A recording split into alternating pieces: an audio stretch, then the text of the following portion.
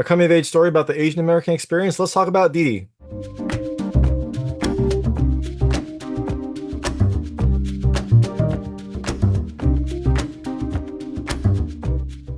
Hey everyone, it's David Stark from Watcher Pass, and I'm here to talk to you about DIDI, which is coming to theaters on Friday, July 26th. It's a coming of age story about a first generation Asian American kid growing up in Northern California, and it deals with him trying to kind of come to terms with himself, come to terms with the culture, and just get out of this awkward time. My hot take is I think you should maybe watch it later. I liked a lot about this. I thought I would love this movie. It kind of speaks to me as an Asian American. And there are a lot of things that did speak to me specifically about the Asian American experience. I think it's a nice coming of age story. It's got plenty of teenage angst and some really good writing. I love the good writing. I love the setting. I also love that, like I said, those Asian American references, but it does also feel at times a little bit unstructured, and the main character is a little bit unlikable. So I did enjoy this movie, just not as much as I expected to. So I think you should definitely check it out eventually. Just wait for it to come to streaming or on demand. So, all that being said, I'm gonna tell you a little about the film, a few things I liked, a few things I didn't like, and then really quickly go into a recap of the movie. So, if you don't know what happens in this movie, and you might not, there are some surprises as Chris kind of navigates this summer in 2008, then I would turn it off when I get to the ending section. Before that, though, I'll keep it vague, I'll keep it spoiler free. I'll let you know when I get to those spoilers. So, like I said, DIDI deals with this kid, Chris, or his family calls him DIDI, or his friends call him Wang Wang. He is growing up. It's the summer between his junior high and high school year. He's a little awkward. He's trying to grow into himself, trying to figure out what he wants to do, and trying to just I don't know, go through that transition from a kid to a teenager. And so this summer is a very defining summer for him, both good and bad, and you get to see all the different things that he does. So things I liked about this movie. The first, I love the setting. It is set in the 2000s and the setting is perfect.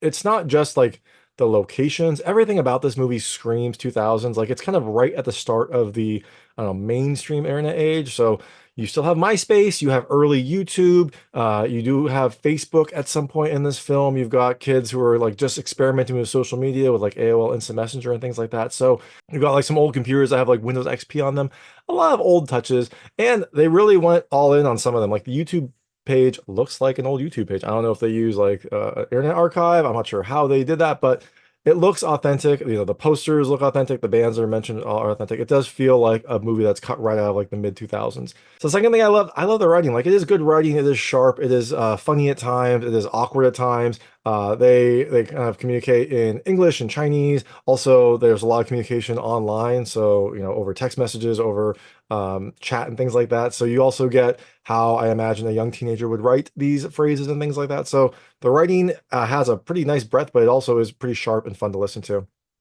And the last thing I love the small touches. Like I said, there's a lot of Asian American kind of touches in here, and you kind of see that throughout. It's not unique to Asian Americans. There's definitely some stuff that, any first generation American kids would probably get, but there are some things that I know specific to Asian Americans, like different utensils that people use, the dialogue that was being used, and also little touches such as shoes in the house, things like that. So definitely keep an eye out for those because those are fun to see, and they're not highlighted, which is nice. I like that they just kind of are there. So all that being said, things I didn't love as much. The first, I'm gonna say it feels a little unstructured. I don't know. Maybe this is just I didn't love Chris's kind of emotional arc through this, but it feels like this is a coming of age movie. There is progress, in Chris's character and the things that happen, but there's a lot of ups and downs. It doesn't feel like there is measured progress. It feels like Chris kind of goes through some ups and downs, and I don't know. There's not really an epiphany, which I don't know. You don't need, but to me, it felt like Chris didn't have much coming of age through this movie. There were a lot of times when he would just be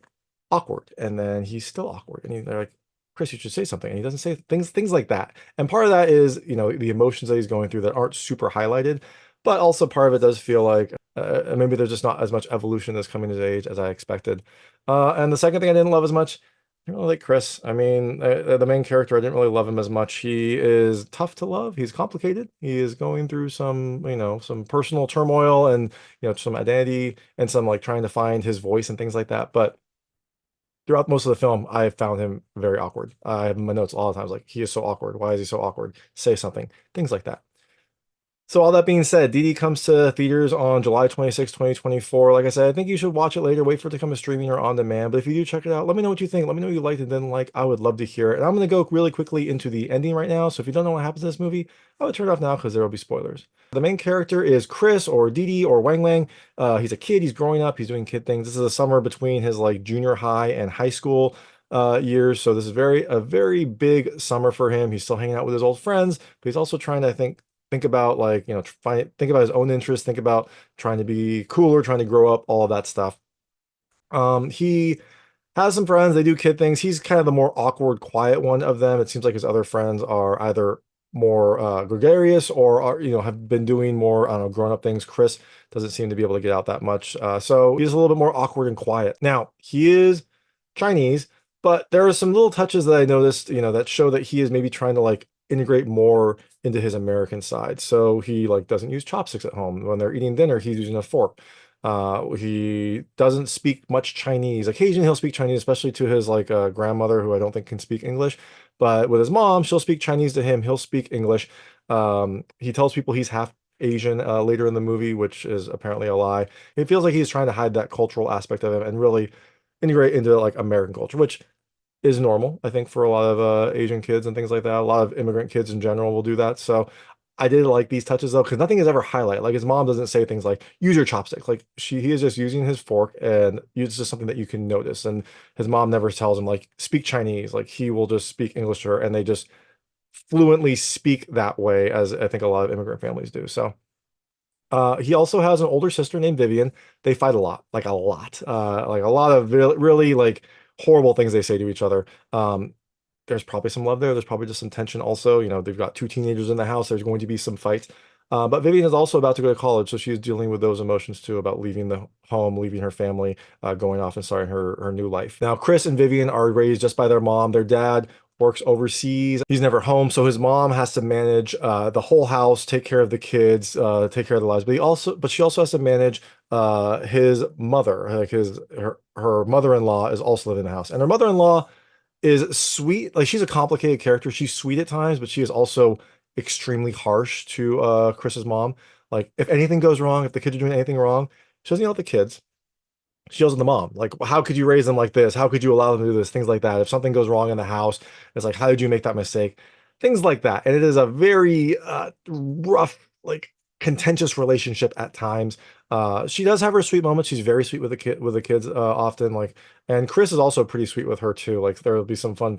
There's like some fun scenes where he's like filming her and making her laugh, or he's going up to her and like taking care of her and things like that. So it is a complicated family dynamic that you are thrown into, and through all this, we see how Chris handles this summer. So Chris starts the summer normally. He's hanging out with his friends, and he goes to a party where this girl that he likes is going to be, this person named Maddie, and he's with his friends. They are all, like I said, a little bit more gregarious, a little bit more outspoken. Chris is kind of sitting there awkwardly, but he came prepared for this party because when he found out Maddie was going to be there, he like social media stalked her and found out like a band that she likes and things like that. And so he took his sister's shirt of that band that she liked and like changed his ringtone to be that band. So he eventually sees Maddie. She like notices his shirt, says, I like your shirt. And he like awkwardly talks to her. It's really awkward. Like she is talking to him and he says like two or three things, but he says enough to then like get invited to hang out with her and her friend. It's another very awkward scene where her and her friend are like doing stuff on the computer. He's just sitting there on the bed nearby, just kind of like watching them and saying something occasionally. But Maddie likes his taste in music. So she says, hey, we should be Facebook friends. They become Facebook friends. They start chatting, things like that. Chris uses his newfound social media stalking and says that he likes the movies that she likes. So he becomes friends with Maddie this way. It seems like it's working though, because she starts to like him. She starts to say that he's not like other guys with like heart emojis, things like that. And eventually they decide to hang out at a park at night. And at this park, Chris, I think, is very excited, but he's also awkward. He's a kid. He's never done anything like this. So he was like Googling like, or well, not Googling at the time. He was YouTubing like how to kiss someone, things like that. And so at this park, they're sitting in a playground and sitting next to each other. And Maddie starts playing like something like, "Are you nervous? Does this make you nervous?" And she gets closer and closer to him. And it seems like eventually she would probably kiss him. Like her face gets closer, her hand gets lower. It seems like there would be a hookup here. But Chris eventually says like I'm nervous now. which I don't think is the right thing to say. Like when she's really close, I mean, I think he was nervous, but he's supposed to like swallow that and just kind of like experience it. But he doesn't.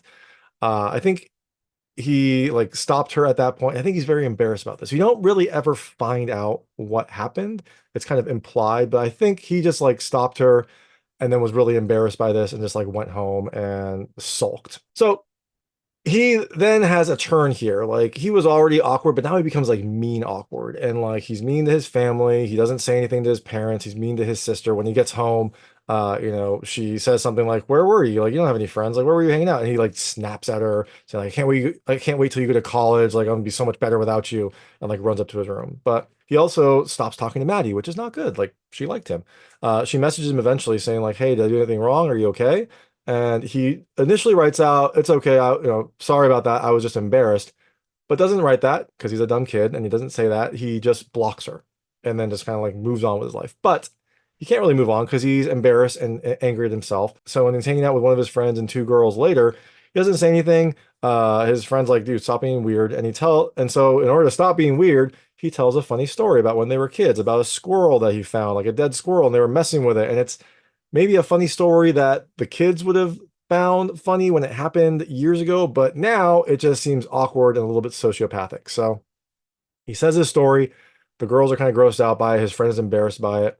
And so later, they all go to a party except for Chris. Chris doesn't go. So it seems like he is getting kind of like ostracized by everyone. The girl that he liked, he blocked her. His friends are kind of like not talking to him. What is he going to do? Well, he is apparently going to make new friends. When he's out with his parents shopping, he meets some skater kids. And so he's interested in skateboarding. He's filmed himself doing like simple skateboard tricks. So he tries to talk to them and they mention that they need a new filmer. He's like, "Oh, I can film." And so he like he gives them his YouTube channel, but then instantly runs home and deletes everything that's not skateboarding on this, which was a sad scene. Like there were some like funny family videos, some videos with his friends, things like that. That would be nice to preserve. He just deletes them all, so it's just like 3 skateboarding videos. Now, eventually, they message and say like, "Hey, we need, you still down to film? We need you to film." And so he goes and hangs out with them. His sister, who I think, was struck by how mean he was to her and wants to kind of like repair that relationship before she goes to college, drives him there. He goes to the skate park with the kids. They're skating. He's filming. It's fun. He seems to be having fun. And then a security guard comes and like tells him to leave. And while they're doing that, like one of the kids, like, I don't know, this is the security guard and then like skates off. And Chris seems to get that shot, like that shot of him dissing him and then skating off. And afterwards, they all run. They talk about the footage of how cool it's going to be. And they're like, "I can't wait to see those pics." And Chris is like, "Yeah, I'll get on it right now." But we never see him until much later. It's weird. But this seems to spark something in Chris. He starts Googling like how to film skateboard videos, how to like do it correctly. And he starts getting better. Like he starts getting the right angles. He starts setting things up. He starts suggesting where they should go. So it seems like Chris has finally found something he is interested in. Skateboard videos. Hey, why not? Right? Videos are great. Everyone loves videos. Making videos is wonderful.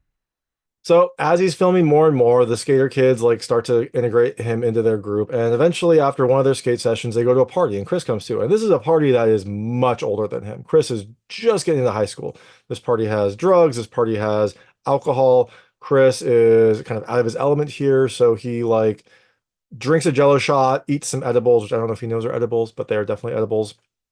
And then outside hangs out with the skater kids and like accidentally swallows a joint. And so after this, like one of the guys is like, "This kid's crazy. Like you're Asian Chris." And he's like, half Asian Chris." So they start yelling, "Half Asian Chris, half Asian Chris." Well, he kind of starts hallucinating after this, and the drugs start affecting him, and we find out that his sister came and picked him up and covered for him. Like, because the next scene we see after he has like a little bit of a hallucination, he's puking in their bathroom with his sister, and like the grandma is like asking, like, "Are you okay?" And she's like, "No, I just had something bad. Like, I'm fine, I'm fine." So she is covering for Chris while he is puking. Again, being a good sister, I think trying to repair that relationship. Now, eventually, Vivian does leave for college. And this is another sweet but awkward scene. Like Vivian comes up to him. Chris is just standing there. She like gives him a hug. Chris kind of like slightly hugs her back, but he is also real awkward. Again, I was like, "Chris, just chill. Like, be nice. Stop being so weird." But his sister leaves for college and she leaves him a sweet present. He's always borrowing her sweater, like, well, not borrow, kind of essentially stealing, but borrowing her sweater. So she leaves her sweater for him. And so he messages her saying thank you. So it's a sweet like partying gesture for him, and I think he appreciates it because he does wear it. But later the skaters say, "Hey, we're in your neighborhood. Let's come see that footage." And so he's like, "Oh, okay." And he like tears down his room, like gets rid of all the kid stuff. They come over. This is the really interesting scene because they don't take their shoes off when they come in. And Chris should have said, "Hey, take your shoes off. Like this is our house." He doesn't. I don't think he wants to like make them feel weird or whatever. So they all go inside. He loads up the footage. He shows some of the videos, and some of the videos are good. Some of his like later stuff is good. But they say, "Hey, what about that security guard video?" And so he finally shows it to them, and he gets the start of it, but he doesn't get his friend Dylan skating off, like skating away from the security guard and like doing a rail grind downstairs and then like leaving. So he kind of messed up the shot. I mean, it was his first time shooting skateboard videos. And so they're like, "Oh, like that kind of sucks. Like, that was a great shot." He's like, "Yeah, I'm sorry, I just messed up." He's like, "I thought you were a filmer." I was like, "Yeah, well, I mean, I just messed up the shot." So I think he's already embarrassed there. And then his mom comes home and his mom like sees the friends. They're all really nice to her. They're like, "Hey, like I saw your paintings. Those are really good." And she's like, "Oh, thank you." And they're like talking to her. And Chris is like, they're like, "Hey, so Chris is half Asian. Does that mean your husband is white?" And she's like, "What are you talking about? His dad is Asian." And Chris is like, "Oh, you stop being so weird, mom." Like, and he like goes and like pushes her essentially out of his room and like closes the door.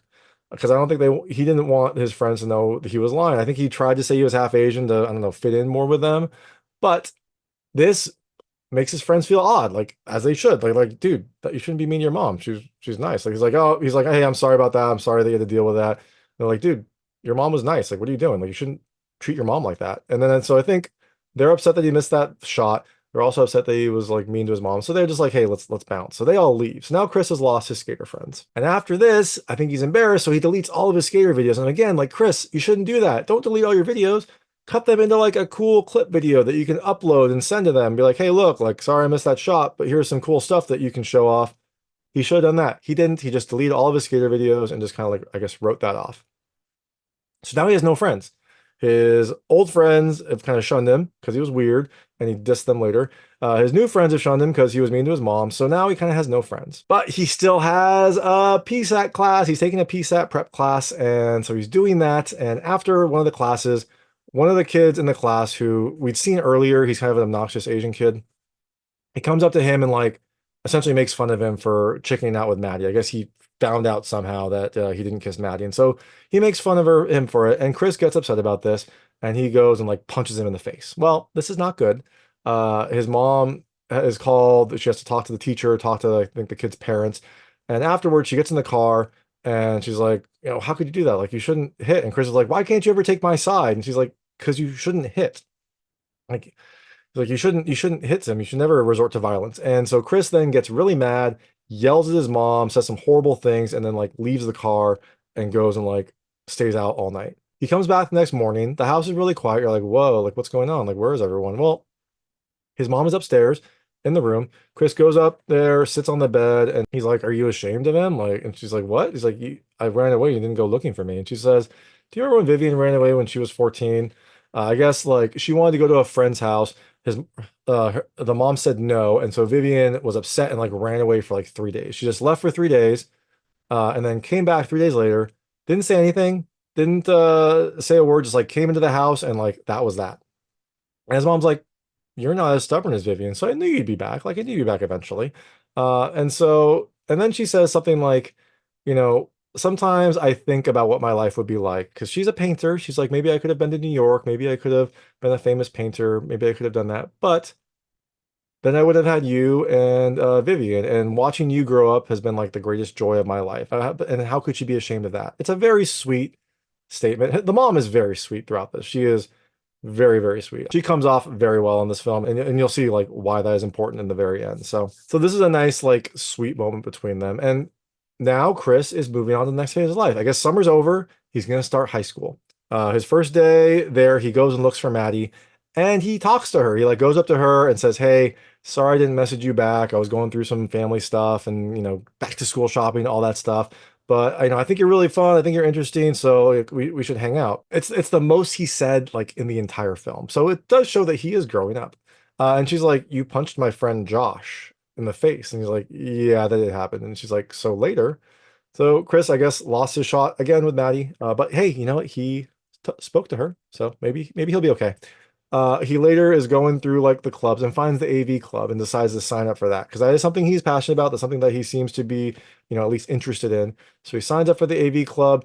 While he's doing this, he sees some of his old friends in line for different clubs. One of them waves to him. One of them, Farhad, I think his name is, like gives him like a head nod. So it seems like maybe they'll be okay. It seems like maybe at least they're acknowledging each other. They're not like dissing each other. So maybe he'll make friends with them, but at least he signed up to the AV club. At least he'll have friends who have similar interests with him. Maybe that'll be his niche. Maybe that's where he'll end up going. Afterwards, his mom picks him up from high school. He gets in the car. She asks how his day was. He's like, "Oh, I signed up for the AV club." It seems like their relationship is much better after that sweet talk. And so they drive home. The house is quiet. Nai grandma is asleep. And so they sit down. Chris starts eating. And his mom is just like sitting there looking at him, like smiling happily at him while he's eating, like clearly showing her joy. And that's it. That's the movie. That's the end of DD. And then at the end of all the credits, it says for mom. So clearly this was a personal coming of age story. And that's probably why the mom was great. That's also probably why the mom comes off so well throughout the movie. So that is DD. Like I said, I think you should watch later. I liked a lot about it. But it just didn't hit for me as much as I was expecting it to. So definitely check it out. Just maybe wait for it to come to streaming or on demand. And if you do check it out, let me know what you think. Let me know what you liked and didn't like. I would love to hear it. And thanks so much for watching. If you like this review, please like and subscribe to this channel. It helps me out a lot. Make sure all my new content goes straight to you. Thank you. You have computers that have Windows XP on them, which I thought was fun. I think it was XP. Maybe it was Vista. Actually, I think it was Vista. You have Windows Vista on it. So you get a lot of like really fun old touches in this movie. And let me just make sure on that. No, it wasn't Windows Vista. Was it Windows 7? Was it Windows XP? It was XP. Oh. You got like some old computers that have like Windows XP on them.